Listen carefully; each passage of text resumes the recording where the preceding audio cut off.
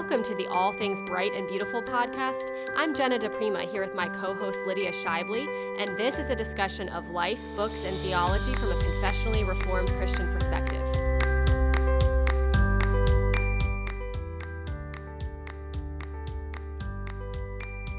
Welcome back to All Things Bright and Beautiful. I am Jenna DePrima here with my co-host Lydia Scheibly. Lydia, how are you doing today? Good. So today we are going to be talking about something very near and dear to our hearts. We want to talk about reading and kind of more specifically creating a culture of reading. Yeah. And I kind of thought maybe we could break it down into sort of like three parts: creating a culture of reading in ourselves, creating a culture of reading in our homes, and then creating a culture of reading in our churches.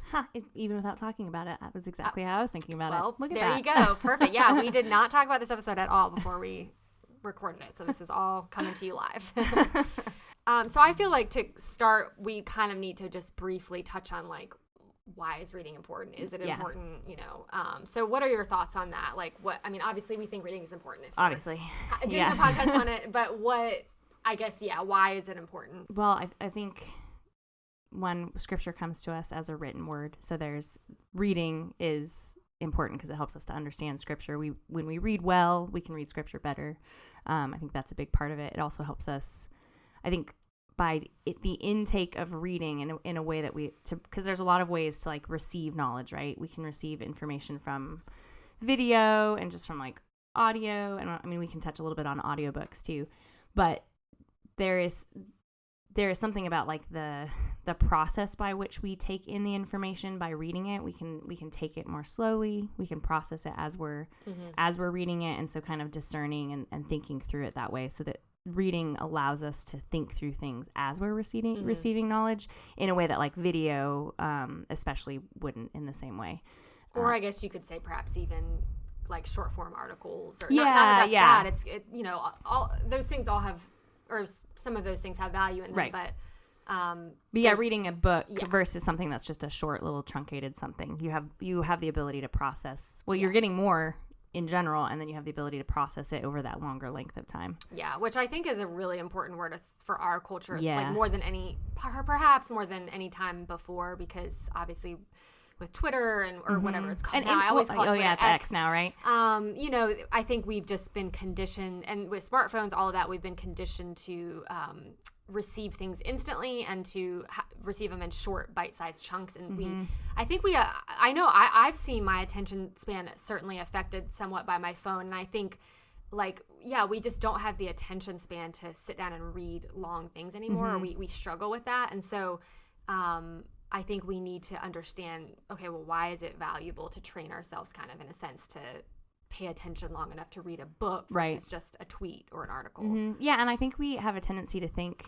like, we'll see like an Instagram post with like some text on it, and it'll present some sort of new information to us or something, and we'll think we know about that thing with just this tiny little bite size, and it's usually just like some assertion that someone makes. There's no like backing to it, and we're just like, oh yeah, now I know all about that thing, as opposed to the like effort taken to read a whole book about something, or even multiple books about something, in order to understand something that's, and especially if you're thinking about something that's more complex and that has a lot of aspects to it, it should take us more than just a little slide on Instagram or a tweet to understand it. No, I think that's such an important point. I think we're misled a lot. I see a lot of it.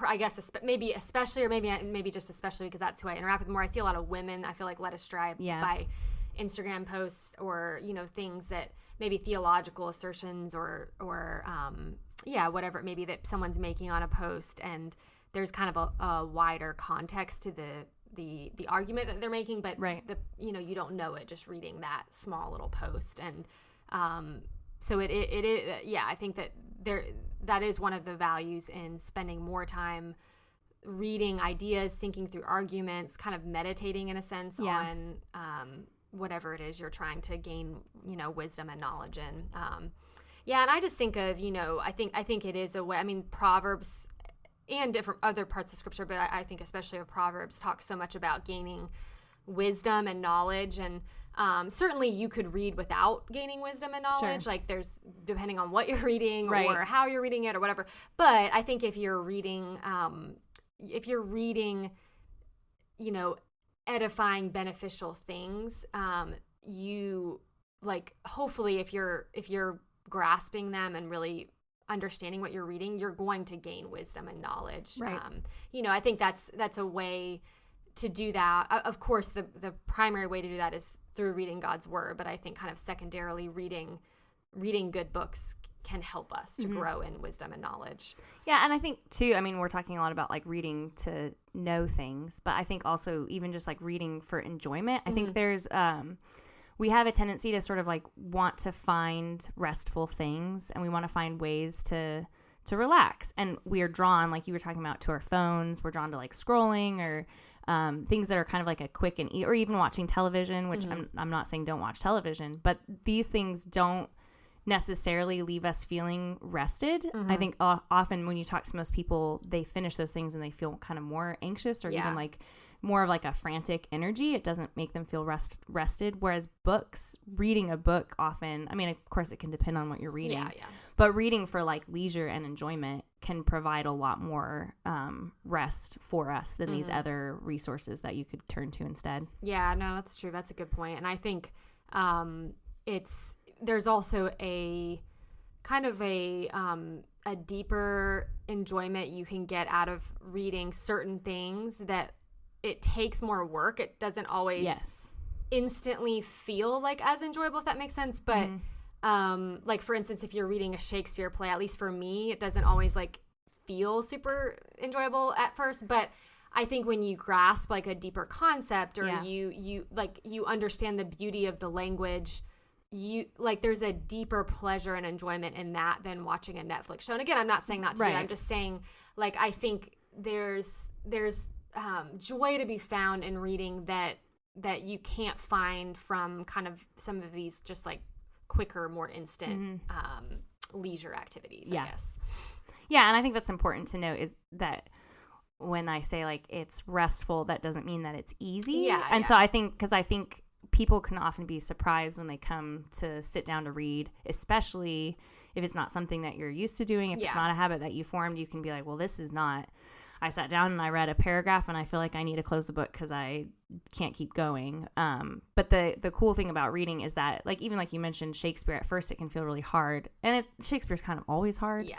But as you like do it more and more, there's more of those connections made. So I feel like the payoff becomes much more frequent, and so it, like, even though you're kind of still wrestling with texts, because of that quicker payoff, it feels a little bit easier, or at least it feels more rewarding. Rewarding is probably a better word than easier.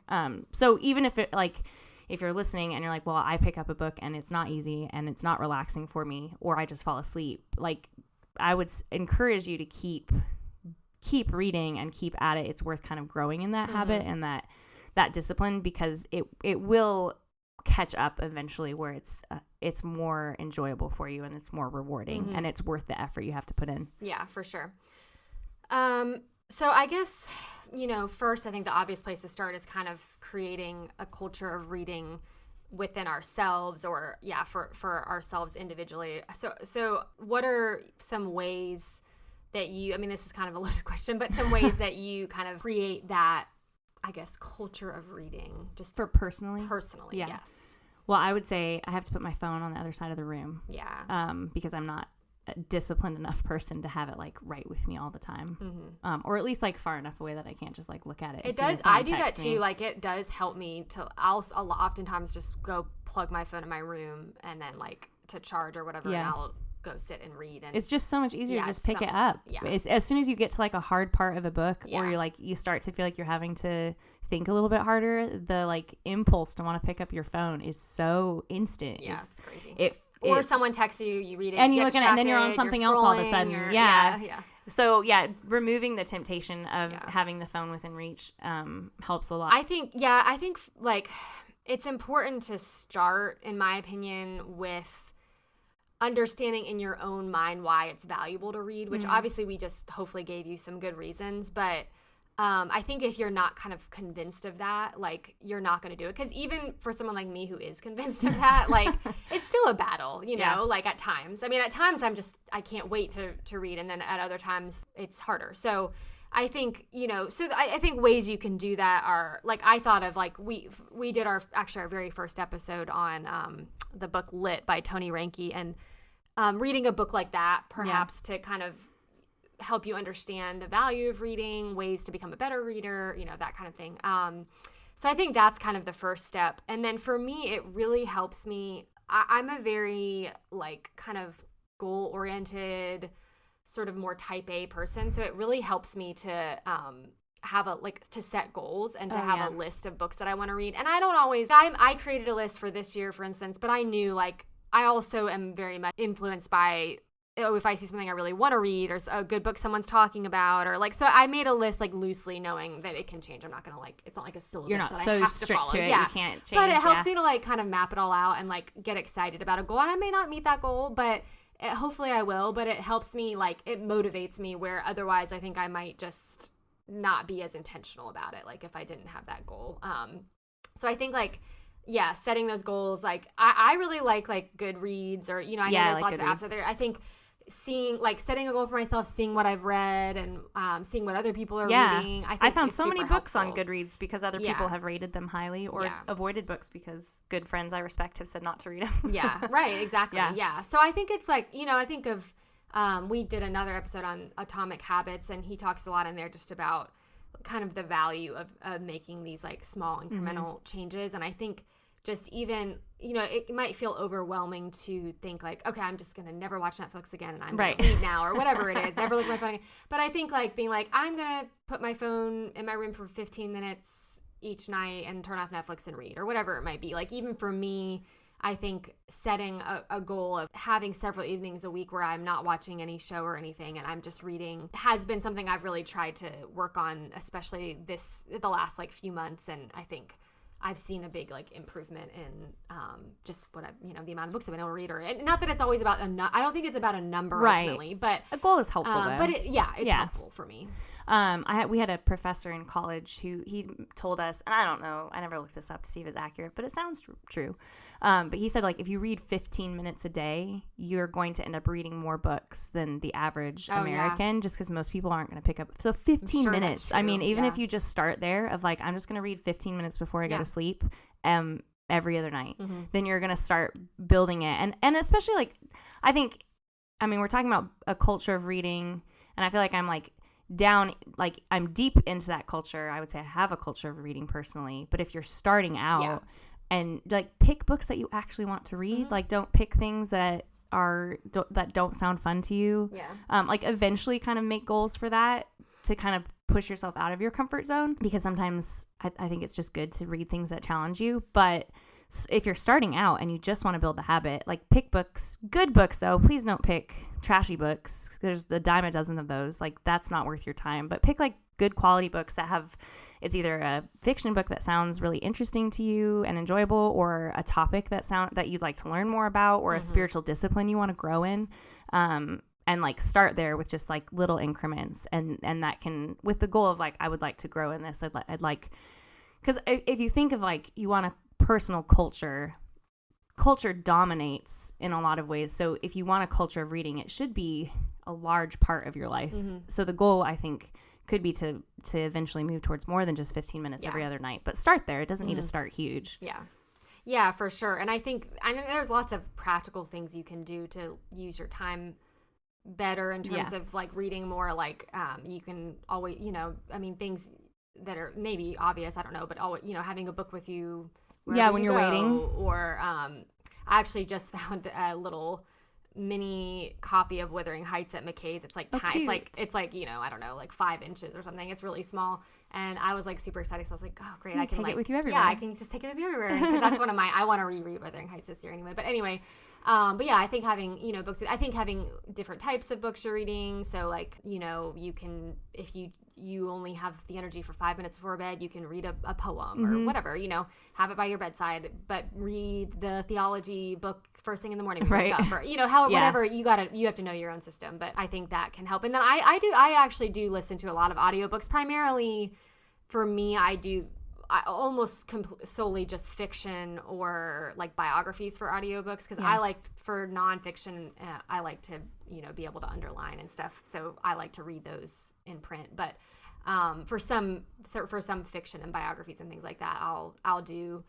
I do a lot like on the Libby app, like, getting books for free from the library, or now Spotify has they have some too, like a lot of books now. So I'll do that, when I'm in the car, unloading dishes, whatever. So I get through several books a year just from doing that, which I think can be a good way of like maximizing the time that you have. I just re-listened to Harry Potter over and over again. So I just listen to them on repeat all year long, which is great. And I would also say for a culture of reading, rereading things, like you mentioned, rereading Wuthering Heights, they're like rereading things and like finding an author you really like and read a lot of their stuff and kind of get to know an author. I think that can help you grow in a love of reading, because you kind of like, if you camp out in a book where you're like, I loved this book, there's no reason you can't just like revisit it again, because in revisiting it, I think you kind of start to feel more at home in a book, and it starts to kind of feel like it belongs to you. And I think that can just sort of instill further a love of reading that I think carries over even when you're reading other things. For sure, yeah. And you mentioned, I think something that we should spend a little more time on. So you talked about reading good books. Oh yeah. So what? I could just see someone listening to this being like, well, what is a good book? Does it have to be a classic? Does it have to be whatever? So how do people figure out like what's a good book, or what's a worthy book to read? Yeah, such a loaded question. Yeah, I know. Well, I would say classics stand the test of time, so they're gonna, but not. I mean, I've read some classics where I'm like, I'm not gonna say that's not good, but for the most part, there's a reason they're a classic. Yeah. And so I mean that's like an easy category, right? And then I think there's sort of other measurements. Quality of writing, I don't think you should bother spending. There's so many well-written books out there that if you're reading a book and you're like, the writing in this is just not good, don't bother with it. Like, I just think it's kind of a waste of your time. There's a benefit to reading beautiful writing and well-written things, and then there's enough well-written things that you don't have to settle for something poorly written. And I think people like assume almost, or not maybe everyone, but some people think like it's got to be kind of dry and boring if it's like really like classic, and that may be true for some classics, but some you might feel at first they're dry and boring, or the language might be hard, but there's also so many well-written, but it doesn't have to. It can be modern books that are well-written. Yeah, for sure. That are beautiful and that are, engaging. And I set out to. I'm not good at science or mathematics, so I decided to read Einstein's theory of relativity, because I read somewhere that it was like really well written, and I still don't really understand the theory of relativity. But I will say the writing in it is really well written. Like, you read it and you're like, this doesn't feel like I'm reading like a dry concept. It's actually enjoyable to read. I can't say I understand it really well, but like, so if Einstein can write about the theory of relativity, then I feel like you can find good books on most anything. So yeah, I think quality writing, classics already kind of like make the bar, but then I would also say like just avoiding smut, honestly. Especially women tend to be drawn towards smutty books, and I feel like they like a lot. I will hear someone say I'm a reader, and then they'll tell me the books that they're reading, and just a lot of them are just kind of the trashy romance novel kind of a thing. And I would just say, just don't waste your time with that. I think that often leads us into sinful tendencies. I think we justify a lot of things because it's written in a book, so it can't be that bad. It can be that bad even if it's written in a book. So I'd say that disqualifies it right away. If it's sort of gratuitous smut, like, don't bother. Don't waste your time with that. I think one kind of helpful paradigm for me that you know more about, Lydia, but that has helped me is understanding like Charlotte Mason, who is has kind of a philosophy for schooling children. She I guess in the Charlotte Mason community, people often refer to like living books and talk about living books. And I don't know if she ever had like a actual definition for what a living book is. I tried to find one and I couldn't find one, but there's a lot you can kind of infer from like her writing, and basically like a living book is something that's written in like a beautiful way that pulls your interest into what they're talking about and allows you to easily understand and kind of even narrate back the subject of, or not the subject, but the content of the book. So it's like writing of excellent quality that contains, important and beautiful ideas and writing. And usually the author is passionate about the topic. So like Einstein, for example, was passionate about what he had discovered. So his you see that as you read it. It's not just some dry text because the author is passionate about what they're communicating. So I feel like that's been kind of a helpful kind of paradigm for me to think about, kind of evaluate, like, okay, is this book that, and whether I'm choosing books for my kids or whether I'm choosing books for myself, I think that's a helpful paradigm to evaluate, like, is this worth reading? So I guess, so what are some things that you've done to try to kind of create a culture of reading within your home? That's a good question. I do think that, like, starting with yourself is really important. Yeah. I think part of the reason for anyone who doesn't know, I have 4 kids. My oldest is 11, and then 9, 6, and 4. So I have 2 like seasoned readers, and then one who's just now learning how to read, and then a 4-year-old who thinks he knows how to read but he doesn't.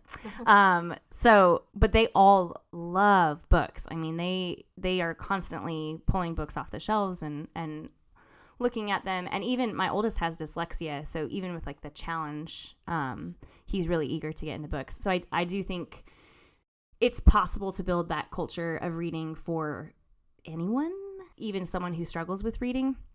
And I think that starts with them seeing you read. So I think the tendency for a lot of moms especially is, well, I'll have my like reading time before my kids get up, and then when my kids get up, or when my kids are napping, or when they go to sleep, and then when my kids are up and around, I'm going to put away the books. And then your kids never see you reading. So they never get to see like, oh, mom really loves books too.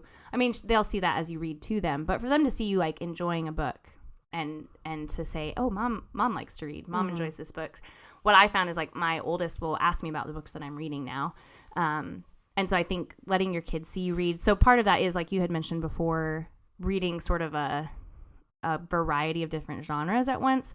I can't read like a theological book or a history book around my kids because I can't concentrate, but I can read like a couple poems or a really simple like fiction book or something like that, where it's much easier to like be able to kind of be distracted in the middle of it. Yeah.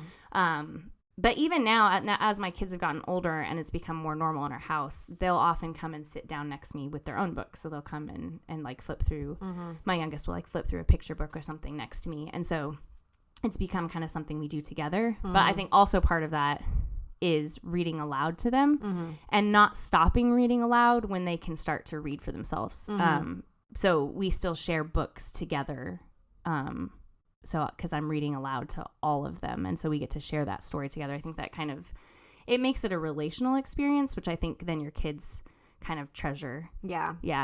And I think too, picking living books to read to your kids is hopefully going to lead to them at least enjoying being read too, which will hopefully lead to them and then enjoying reading. Like I'm still my oldest is 6, so he's kind of just now beginning to read. So he's not like in the phase yet where he's like, oh, I love to read everything. But I think he's getting there. But he we read the Chronicles of Narnia to him and he loved it. We're reading The Trumpet of the Swan right now with all the kids. And they ask me to read it to them at lunch every day, So I think picking good books, hopefully, and that's not to say they're always going to love every book that is a good book, but I think that's going to hopefully help draw them in.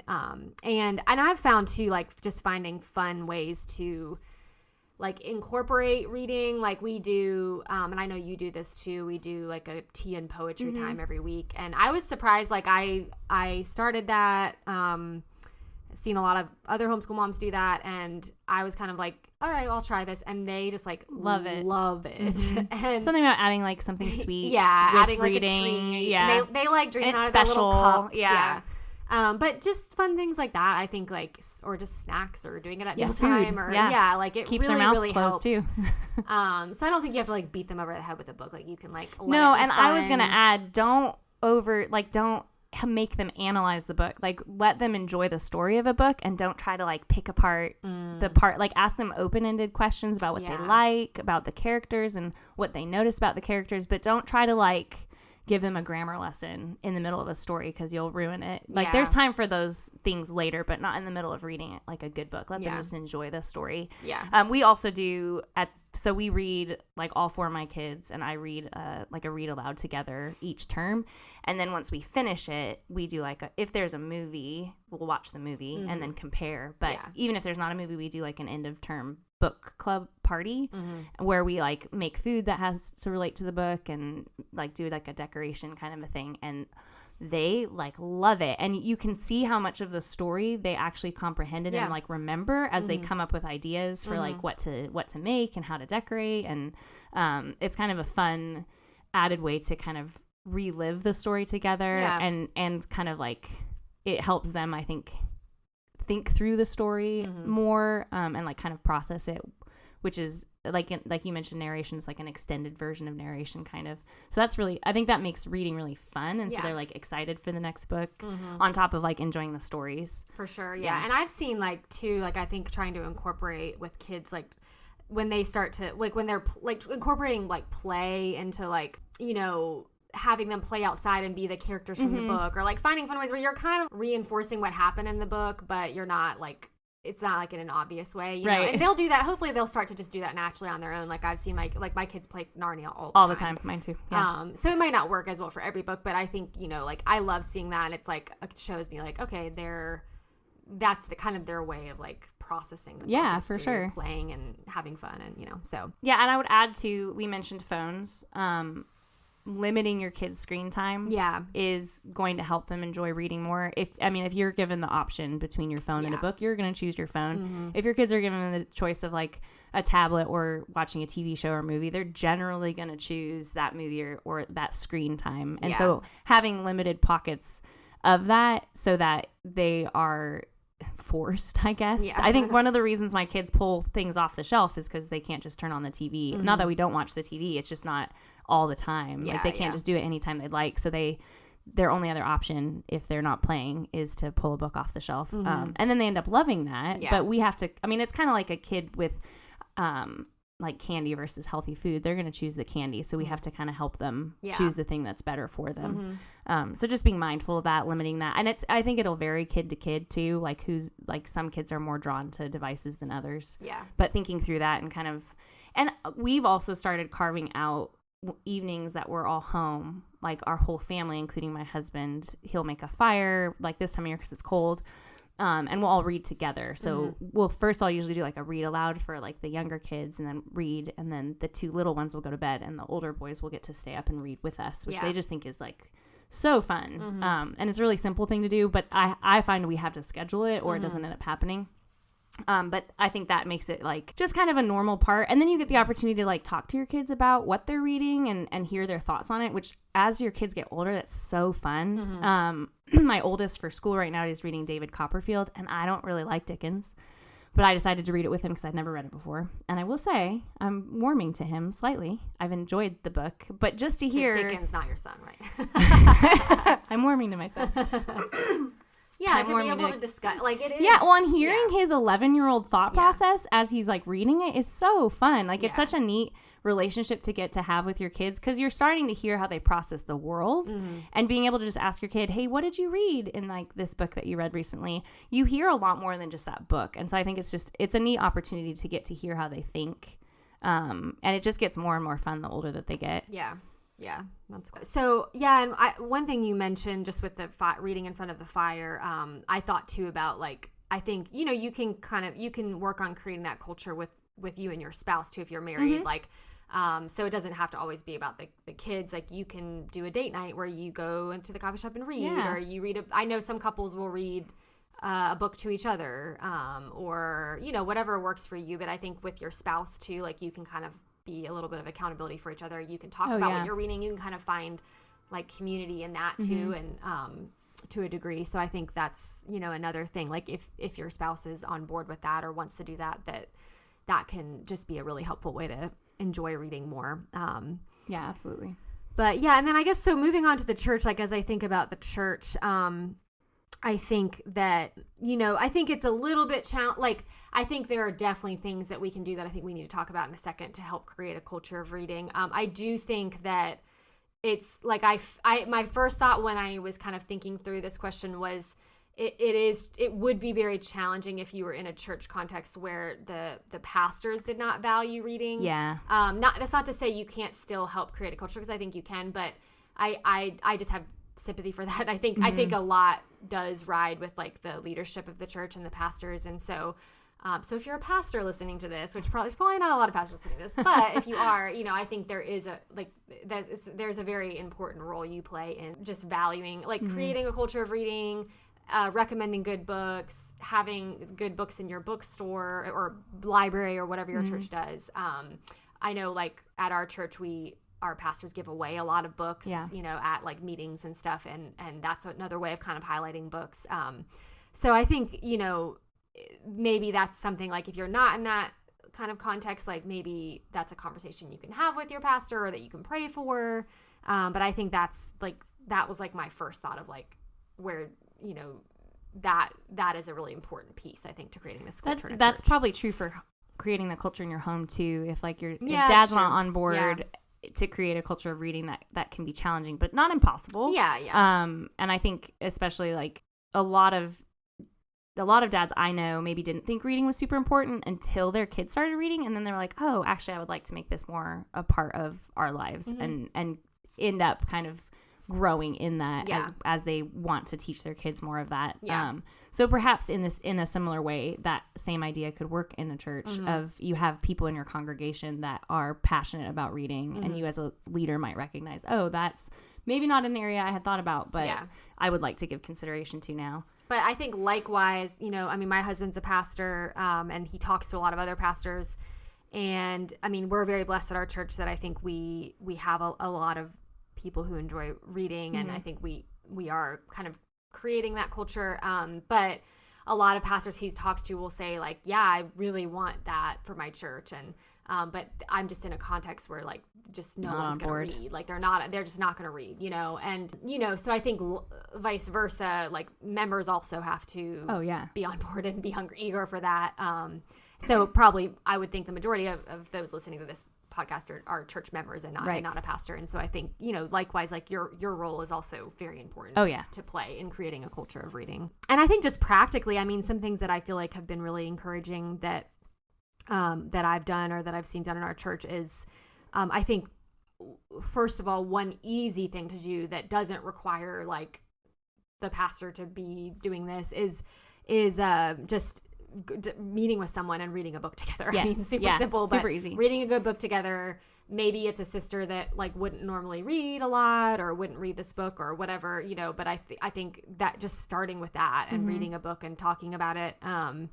I think also creating like a small, like a book club kind of thing. Like we actually recently started a book club with a group of friends of ours, and super simple. We just meet every other month and rotate like who picks the book, and we have dinner together and we talk about the book. And it's so fun. And it's super fun. Yeah. So I think it can be something like that.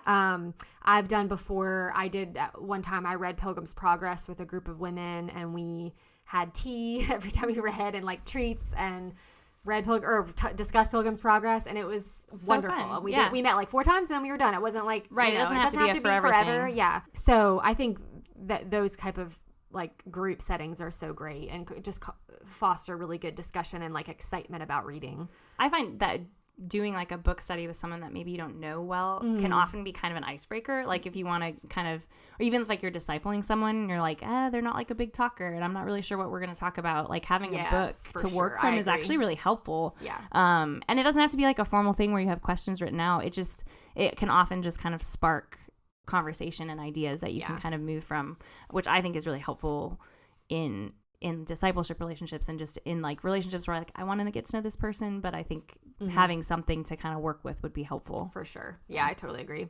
Another thing we've started this year is we have like a women's or it's like a WhatsApp group, I guess, like a text group.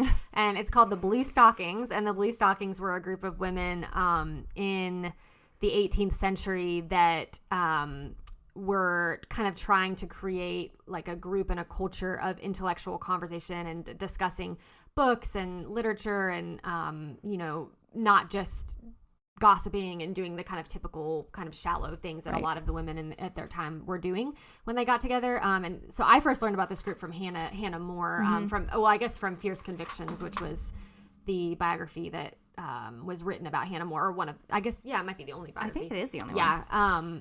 And so Hannah More was one of the women in this group, but we titled our group the Blue Stockings to kind of so as like, is that like, that's our, I think you had that idea, Lydia, and it's kind of a goal for our group to be, so we only discuss like books that we're reading, theological things, spiritual things, things we're reading in the Bible, ideas. It's not like, let's plan our next play date. Right. There's other text groups we for have that. Another text group for that. Yes, but this is the goal of this group, is to kind of have intellectual and spiritual conversation. I've been super encouraged by it. Yeah, it's been such an encouragement. It's so simple, like doesn't require any commitment. Respond as you can. Right. So that's like another idea of a super simple thing you can do, where you can kind of find some community amongst other women with what you're reading and challenge each other. I think if you, let's say you are passionate about reading, but you recognize maybe that culture is not present in your church, you'd like it to be more so, or you see people where you're like, I'd love for this person to enjoy reading.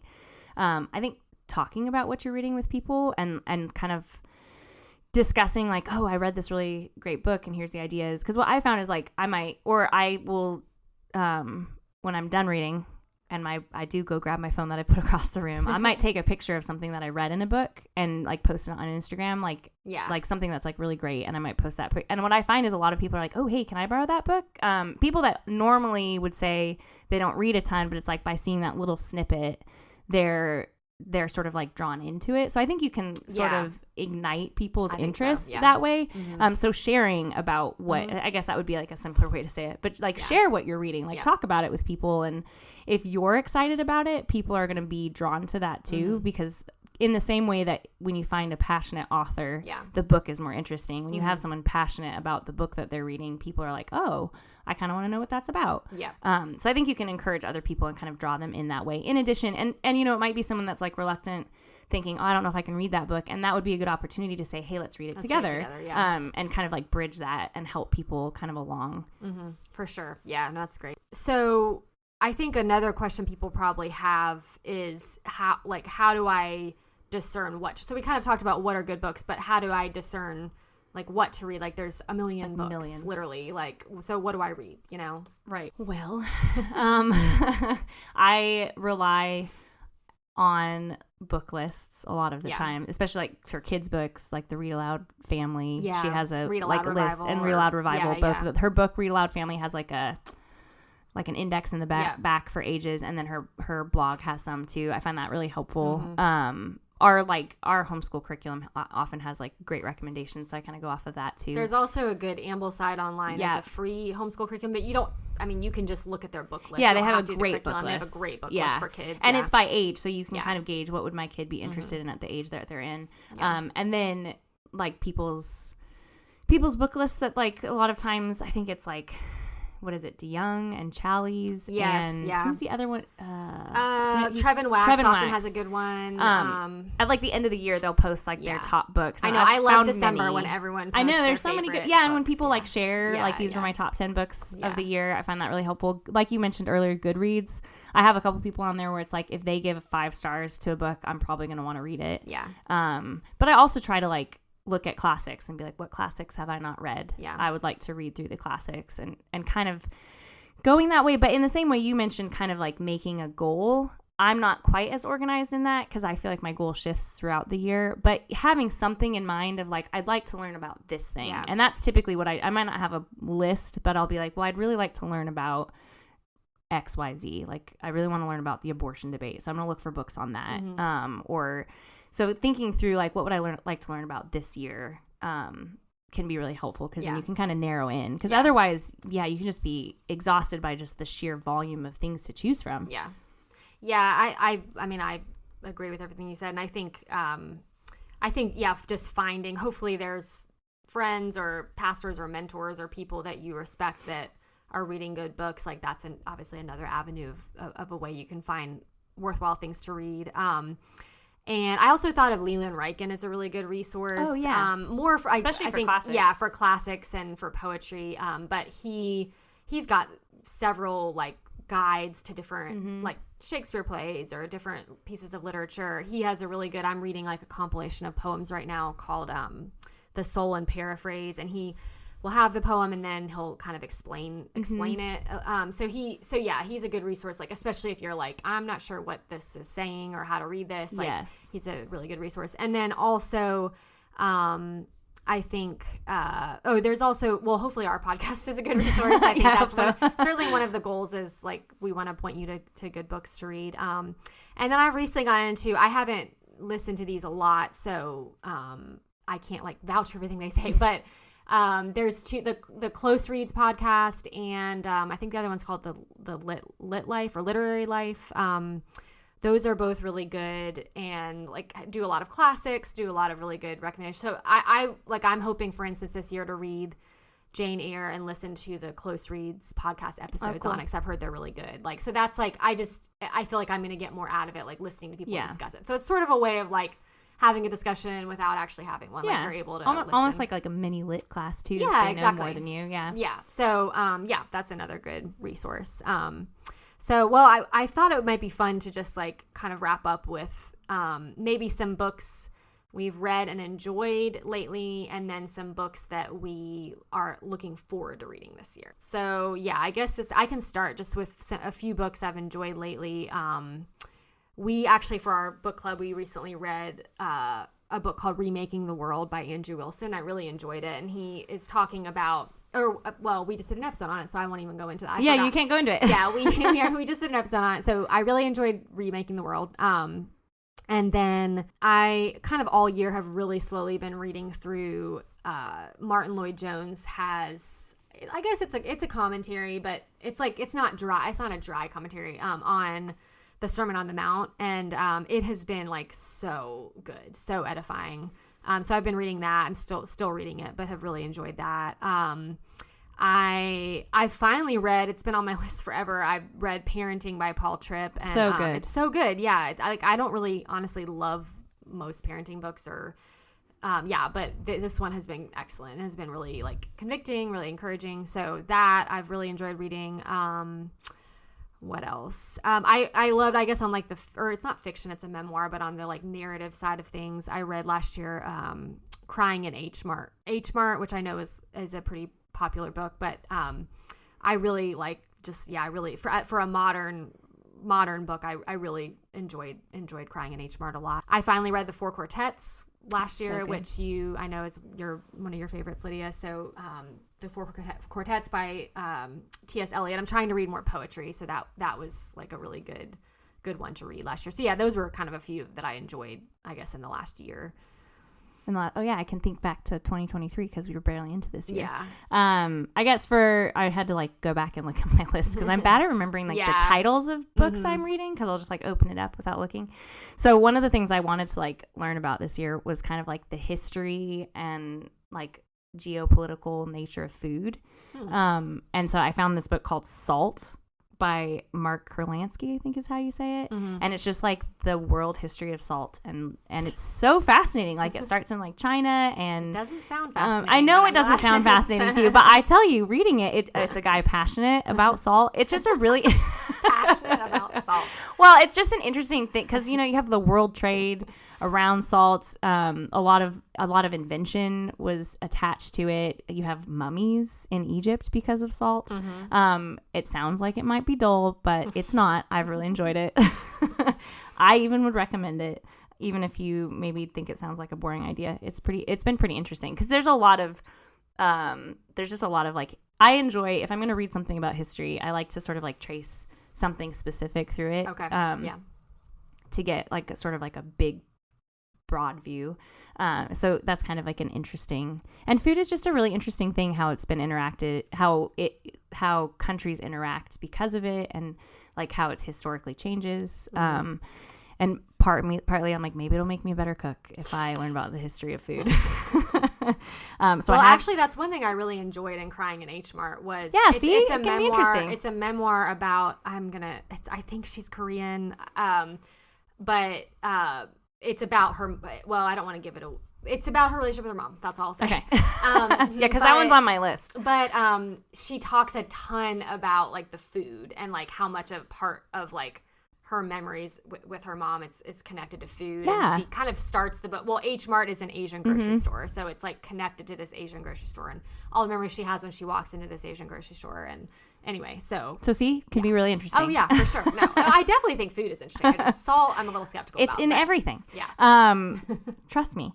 I'm also reading the 2-part Invention, The Story of Marriage by Madeline L'Engle. And this one was a friend of mine. I love Madeline. I do too. I never I don't know how you say it. I'm sure I'm saying it wrong. I loved, what's it called? Art, her fame. Oh, Reflection. What is it called? Walking, something water. I'm like, yeah, totally that has to do with art. And it's like one of her most famous. That one's really, anyway, that it's kind of weird at points, but it's really good. That's kind of like all of her writing. This one is so sweet though, because it's about her and her husband and how they met and then his battle with cancer. And it's just like I usually try to read some sort of like marriage in all of like my categories, some sort of marriage book. And so this is like the one that I chose, which is more fun than sort of like a practical marriage book. Yeah. And it's so beautiful to hear her talk about her husband and like, and her faith in all of it and like how they met. And they're also just like this super quirky, unique couple because he was like an actor and she was an author and they like lived in New York like in like the 50s. And it's just like, she's just such a wonderful like writer. You just want to read everything she says. Yeah. So that's just been like delightful to read. I've taken it really slow because it's just really enjoyable.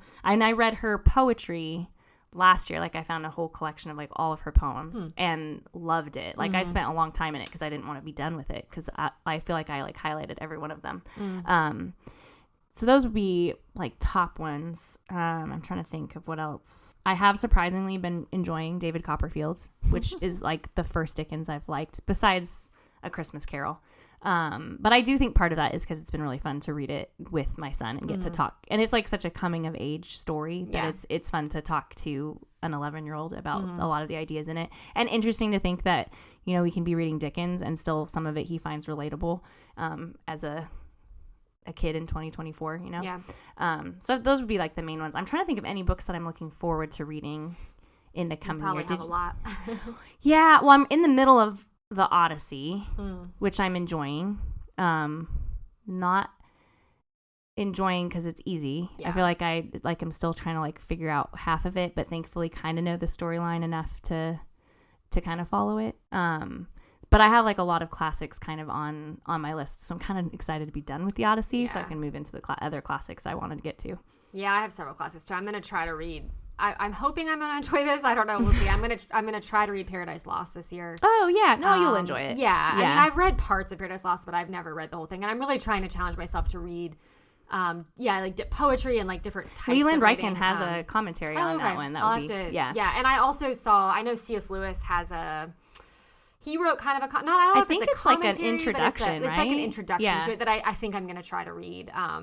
So I am excited to do that, and I want to read Jane Eyre. I want to read Silas Marner is on my list this year, and kind of like a more modern classic, I guess you could call it that I'm looking forward to reading is Goldfinch by Donna Tartt. It's a long one, but it is really long. But I do feel like it's a modern classic, like it's talked about a lot, so I want to read it, and I like The Secret History by Donna Tartt. I haven't read that one yet. I mean, it's a very like bleak view of humanity. That would be true of the Goldfinch as well. Yes, but I mean, I kind of like that because that's kind of accurate. So, apart from Christ. And one I'm really excited about, I think will hopefully be really good, is there's a book called The River of Doubt, and it's by Candace Millard, I think. And she wrote a book that I love, oddly enough, on James Garfield, the president that no one knows about.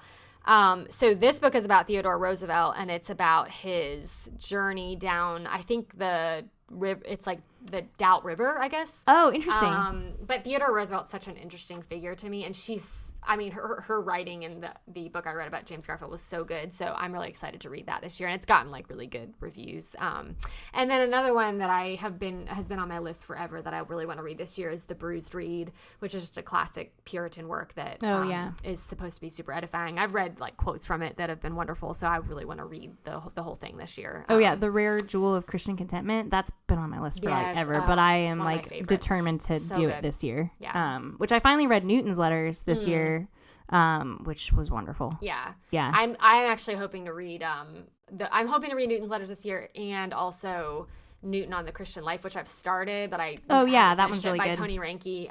So yeah, that reminds me, one thing I was gonna also suggest that this is not original to me. My husband always says this, that I think can help in just kind of creating more of a culture of reading within yourself, as well as reading good books, is to pick, like he always says, like pick a dead person that you like admire, or maybe not the person itself you admire, but like someone, especially thinking, I think of like theological works. Pick someone who you want to try to read all of their writing. Yes. Like, so I would say that for like classic authors too. Yeah. So like for me, I don't think I'm going to read all of his writing because he has an insane amount of writing, but I want to read a lot of like Spurgeon. I want to read a lot of his sermons. I want to read as much of John Newton as I can read. Oh yeah. Like, and J.C. Ryle, I'd read everything. Yes, J.C. Ryle. Yeah. So I think like having, some people like that where you just know like it's going to be good. Yes. Right. Like, yeah. And, that's like another, anyway, I had the John Newton. I was like, I had to read. Yeah. But, yeah. So I think, that's just a good thing. But, well, we probably should, it's hard to wrap up this conversation because I know, I we can love keep going. talking about it, but we probably should wrap up.